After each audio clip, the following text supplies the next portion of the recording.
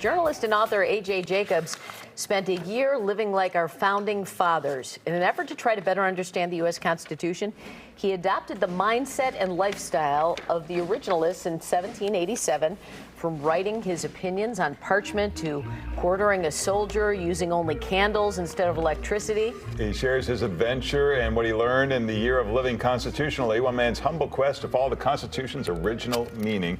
A.J. has done this sort of immersion journalism before with topics like the Bible and diet and exercise, and he's with us this morning again. Good morning. Hello, Larry. Hello, Robin. Great to be here. 18th century, a lot of fun? It had its good parts and its bad parts. I did like writing by quill. That was very nice because you weren't distracted by the pings and dings of the internet. But I am a fan of modern medicine. Can't you, so you didn't go to a doctor for a year, or what did you do? Do leeches, or I don't know what was going on back then. Yeah, no, they did. They were a fan of leeches. My wife would not let me order leeches. You can get them over the internet. Oh, well, thank goodness she stepped in there. Yeah. But can't you immerse yourself and follow the rule of the Constitution without candles and dressing like the 18th century? Yes, but I like to go all in. As you mentioned, I wrote a book about living by the Bible, and for that one, I grew a beard and I wore a robe. And I find the more you go in, the better you are able to understand the mindset of the 18th century, and that was my goal. Because go ahead. So, AJ, what would the founding fathers, or perhaps just colonials in general, what would they appreciate about today? What would they be horrified today about our government? Well, great question. I think they would be horrified by social media, first of all. They were much more civil back then. They would also be horrified by how powerful the president is. They hated demagogues. They hated the monarchy. That was the whole point of creating a new government. And the idea that our presidents, both Democrat and Republican, have so much power would appall them. What was the takeaway, the best part of doing all this? The best part, well, there were many great parts. I would say one of my favorite parts was back then, elections were not something to fear. They were festive. I won't say they were like Coachella, but there was music and there was dancing, rum punch, and election cakes.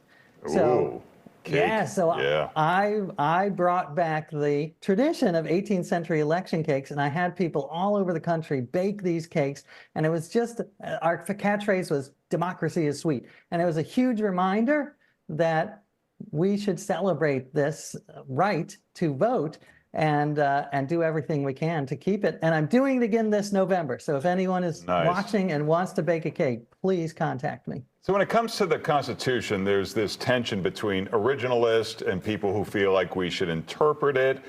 Why should we be beholden to the mindset of the 18th century and their knowledge of, or lack of knowledge of, health and technology and so on? Great question. And that was one of the reasons I wrote the book. I will say some of the higher level ideals of the Constitution, I feel, are timeless. The idea of liberty and equality and the general welfare, those, I think, are what we have to strive to make America be. But some of the parts are quite archaic, including a part about legalized piracy. So I became the first person since 1815 to apply to be a legal pirate, or called privateer, and I met with Congress about that. How'd that go for you? He was intrigued. Yeah. He liked the idea until I told him exactly what it entailed.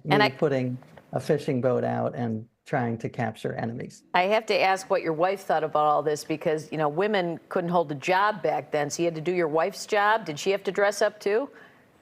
Well, she liked parts of it because she loves history, but yes, she did not appreciate when I told her that women, married women at the time, were not allowed to sign contracts.